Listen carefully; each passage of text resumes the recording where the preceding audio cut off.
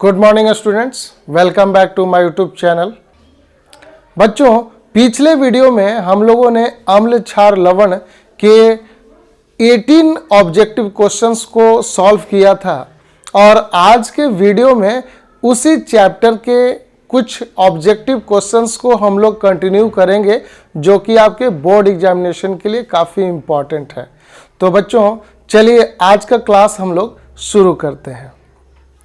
वैसे बच्चे जो पिछले वीडियो को नहीं देख पाए हैं तो उस वीडियो का लिंक डिस्क्रिप्शन बॉक्स में मिल जाएगा या तो आई बटन में भी मैं दे दूंगा।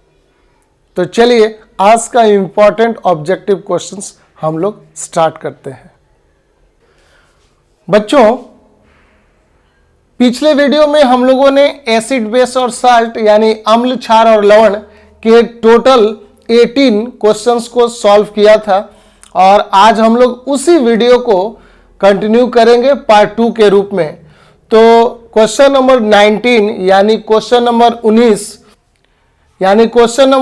19 में हम लोग देखेंगे शल्य चिकित्सा में टूटी हड्डियों के लिए प्रयुक्त होने वाला रासायनिक पदार्थ है। आपके पास 4 ऑप्शंस दिए गए हैं बच्चों, याद रखिएगा। इसमें से जितने भी ऑप्शंस दिए गए हैं ये ऑप्शंस कोई जरूरी नहीं है कि आपके क्वेश्चन में रहेगा, इसमें जो करेक्ट आंसर है वही होगा, बाकी जो अदर ऑप्शंस है वहां पे कुछ भी हो सकता है। तो यहां ऑप्शन दिए गए हैं, option number A gypsum, option B धोबिया soda, option C plaster of Paris और ऑप्शन डी कली चूना। तो बच्चों टूटी हड्डियों के लिए प्रयुक्त होने वाला जो रासायनिक पदार्थ है वो है प्लास्टर ऑफ पेरिस। ठीक है बच्चों, तो जब भी हम लोग किसी टूटी हुई हड्डियों के उपचार के लिए डॉक्टर के पास जाते हैं और उसका शल्य चिकित्सा होता है तो डॉक्टर जो है, जो ऑर्थोपेडिशियन होते हैं, वो टूटी हुई हड्डियों को यानी फ्रैक्चर्ड बोन को प्लास्टर करते हैं। तो प्लास्टर में जो केमिकल यूज होता है वह केमिकल है प्लास्टर ऑफ पेरिस, पीओपी। तो यहां पे करेक्ट आंसर क्या होगा? Plaster of Paris. तो इसको हम लोग टिक लगा देंगे। क्वेश्चन नंबर 20 यानी क्वेश्चन नंबर 20, सोडा अम्ल अग्निशामक में सोडियम बाइकार्बोनेट के जलीय विलयन के साथ कौन सा अम्ल मिश्रित होता है? जी हां बच्चों, सोडा अम्ल अग्निशामक यानी सोडा एसिड एक्सटिंग्यूशर, सोडा अम्ल अग्निशामक में सोडियम हाइड्रोजन कार्बोनेट यानी सोडियम बाइकार्बोनेट के साथ जो जलीय विलयन यूज होता है वह कौन सा यूज होता है? तो इसमें 4 ऑप्शंस दिए गए हैं। ऑप्शन ए HCl यानी hydrochloric acid, option B H2SO4 यानी sulphuric acid, option B HBr यानी हाइड्रोजन ब्रोमाइड और ऑप्शन बी HNO3 यानी नाइट्रिक एसिड। तो बच्चों जब भी हम लोग सोडा अम्ल अग्निशामक में सोडियम बाइकार्बोनेट के जलीय विलयन के साथ हम लोग सल्फ्यूरिक अम्ल का इस्तेमाल करते हैं, H2SO4 का इस्तेमाल करते हैं। तो बच्चों सोडा अम्ल अग्निशामक में सोडियम बाइकार्बोनेट के साथ साथ हम लोग डाइल्यूट H2SO4 का यूज करते हैं। क्वेश्चन नंबर 21 है सोडियम बाइकार्बोनेट और टार्टरिक अम्ल का मिश्रण क्या कहलाता है? बच्चों आपके पास 4 ऑप्शंस दिए गए हैं। Option A bleaching powder, option B baking powder, option C gypsum और ऑप्शन डी इनमें से कोई नहीं।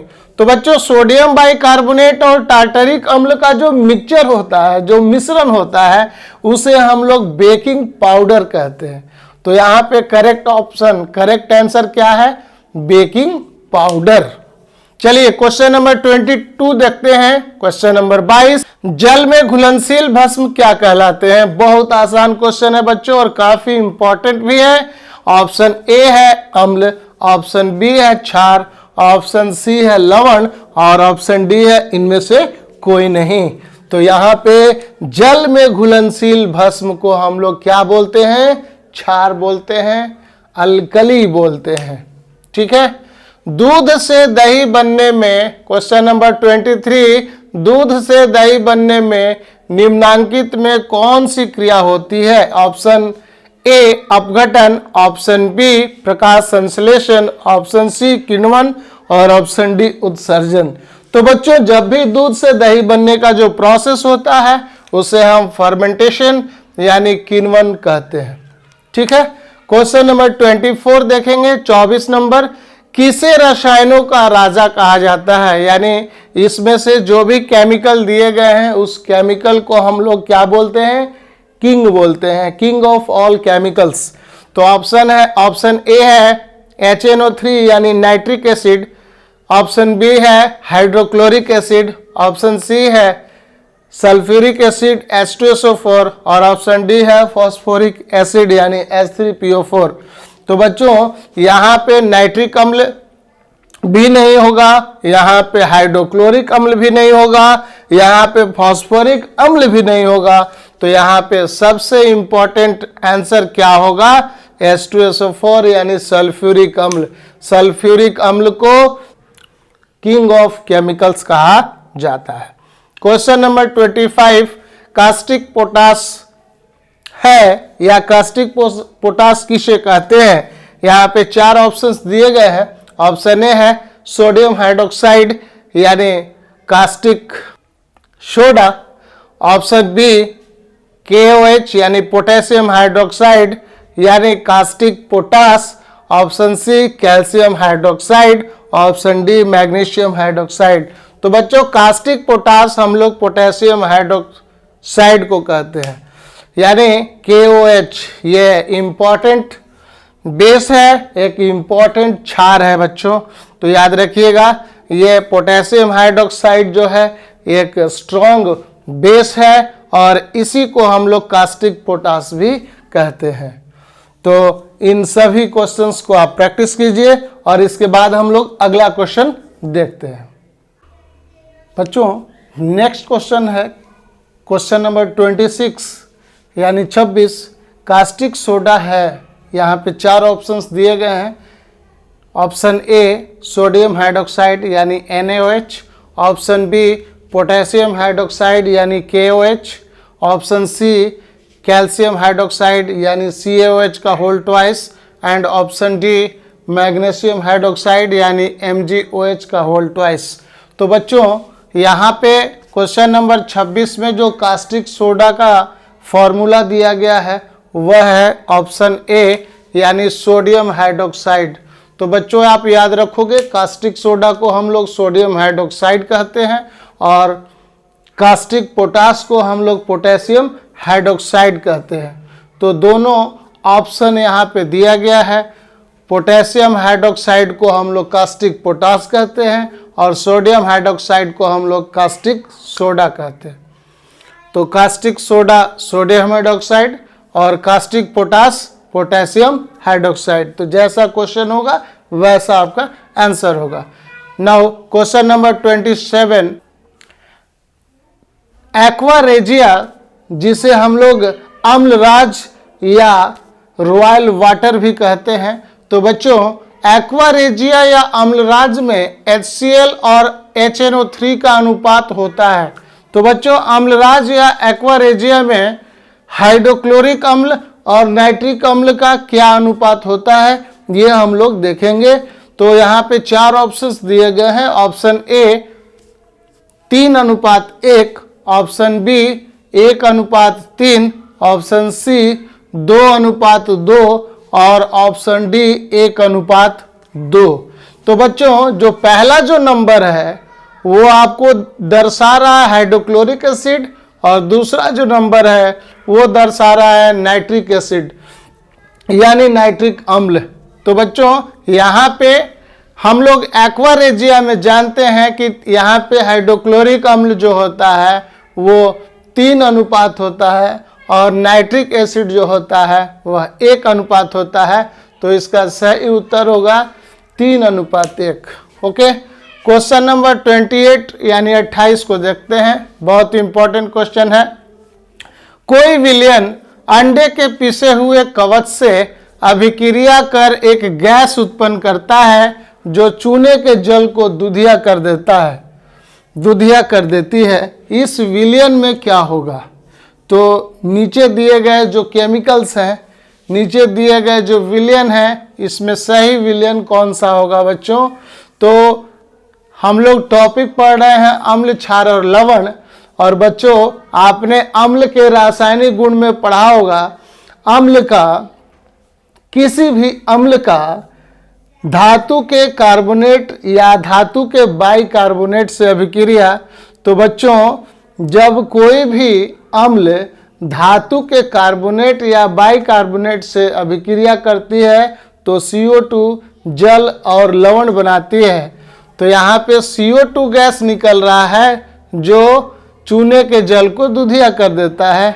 तो बच्चों यहाँ तो हम लोग को पता है ना कि अंडे का जो कवच है वह कवच कैल्शियम कार्बोनेट का बना होता है। तो हमारे पास कैल्शियम कार्बोनेट भी है और हमारे पास जो उत्पाद के रूप में है वो CO2 गैस भी है। तो यहाँ पे जो विलयन का यूज हम लोग करेंगे इस रिएक्शन में वह है HCl यानी हाइड्रोक्लोरिक एसिड। बच्चों जब भी हाइड्रोक्लोरिक एसिड को कैल्शियम कार्बोनेट से रिएक्शन कराएंगे तो वह हमें क्या देगा? CO2 गैस देगा। और CO2 गैस जो है चूने के जल को दुधिया कर देती है। तो इस विलयन में जो अम्ल के रूप में यूज किया गया है वह है HCl। और इसके अलावा जो ऑप्शन दिया गया है ऑप्शन ए सोडियम क्लोराइड, ये ऑप्शन नहीं होगा। ऑप्शन सी है लिथियम क्लोराइड, ये भी ऑप्शन नहीं होगा। ऑप्शन डी पोटेशियम क्लोराइड, ये भी ऑप्शन नहीं होगा।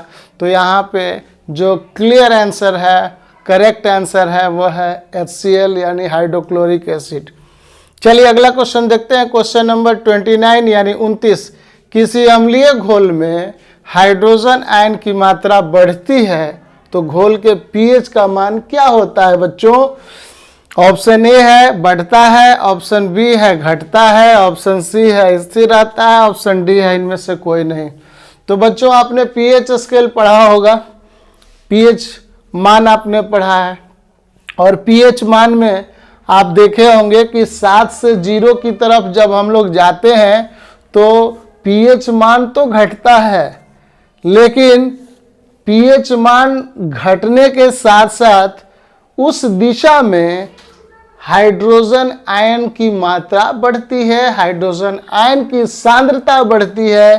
तो किसी भी अम्लीय घोल में हाइड्रोजन आयन की जब मात्रा बढ़ती है तो घोल के pH का मान क्या होता है? घटता है। ठीक है, तो यहाँ करेक्ट आंसर होगा ऑप्शन बी घटता है। ठीक, अगला क्वेश्चन देखते हैं। Question number 30। सभी अम्लों में क्या समानता है? बच्चों जो भी हम लोगों ने इस चैप्टर में एसिड को पढ़ा है तो एसिड के जितने भी भौतिक और रासायनिक गुण होते हैं उनमें से यहाँ पे 4 ऑप्शन दिए गए हैं, उनमें से कौन से गुण पाए जाते हैं? ऑप्शन ए है सभी में हाइड्रोक्साइड आयन होते हैं, ऑप्शन बी सभी में हाइड्रोनियम आयन या सभी में हाइड्रोजन आयन होते हैं, ऑप्शन सी उपर्युक्त ए और बी दोनों ऑप्शन सही है, ऑप्शन डी इनमें से कोई नहीं। तो बच्चों सभी अम्ल में एक समानता होती है, वह समानता है कि अम्ल जल में घुलकर जल में आयनीकृत होकर हाइड्रोजन आयन देते हैं। तो यहाँ पे जो सही आंसर है वो है सभी में हाइड्रोजन आयन होते हैं, H+ होते हैं।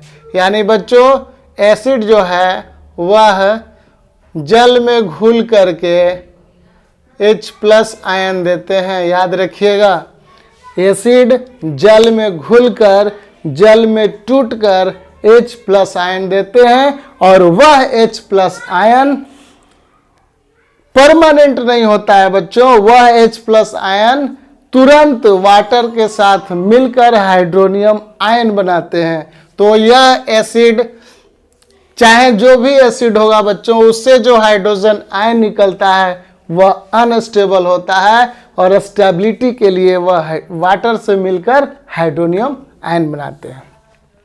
नाउ क्वेश्चन नंबर 31 यानी 31। सभी क्षारकों में क्या समानता है? बच्चों ऑप्शन सेम है जो ऊपर के क्वेश्चन में दिया गया है। तो यहाँ पे क्षारक की बात हो रही है, यहाँ पे बेस की बात हो रही है। सभी बेस में, सभी क्षारक में क्या समानता है? तो बच्चों हम लोगों ने इस चैप्टर में पढ़ा है कि क्षार के गुण क्या होते हैं। आर्हेनियस के अनुसार अम्ल जल में आयनीकृत होकर, जल में घुलकर हाइड्रोजन आयन देते हैं और क्षार जल में घुलकर हाइड्रोक्साइड आयन देते हैं। तो बच्चों यहाँ पे जो ऑप्शन होगा वो ऑप्शन ए होगा, सभी में OH माइनस आयन होते हैं। तो आई थिंक ये सारे क्वेश्चंस आपके एग्जामिनेशन के लिए इम्पोर्टेंट होंगे और इस सभी क्वेश्चंस को आप प्रैक्टिस कर लीजिए। काफ़ी इम्पोर्टेंट क्वेश्चन दिया गया है आपको। तो पार्ट 1 में भी क्वेश्चंस हम लोगों ने प्रोवाइड किया था आपके लिए, पार्ट 1 में भी आपके लिए क्वेश्चंस दिया गया था और पार्ट 2 में भी हम लोगों ने इम्पोर्टेंट क्वेश्चन दिया हुआ है। वैसे तो हम लोग चाहें तो बहुत सारा क्वेश्चन निकल कर आता है बच्चों, लेकिन आपके लिए इम्पोर्टेंट क्वेश्चंस दे दिया गया है। हर चैप्टर में कुछ न कुछ खास क्वेश्चन होते हैं जो इम्पोर्टेंट होते हैं। तो चलिए हम लोग अगले वीडियो में मिलते हैं और वहाँ हम लोग नए चैप्टर धातु और अधातु के कुछ इम्पॉर्टेंट ऑब्जेक्टिव क्वेश्चंस को देखेंगे। वैसे बच्चे जो मेरे चैनल पे पहली बार आए हैं और वीडियो देख रहे हैं तो चैनल को ज़रूर सब्सक्राइब कर लें, वीडियो को अपने दोस्तों में शेयर कर दें। और वैसे बच्चे जो अभी तक चैनल को सब्सक्राइब नहीं किए हैं तो सब्सक्राइब करके नोटिफिकेशन बेल को जरूर प्रेस कर लें ताकि जैसे ही वीडियो अपलोड हो आपके पास तुरंत नोटिफिकेशन चला जाए। तो मिलते हैं हम लोग अगले वीडियो में, तब तक के लिए धन्यवाद।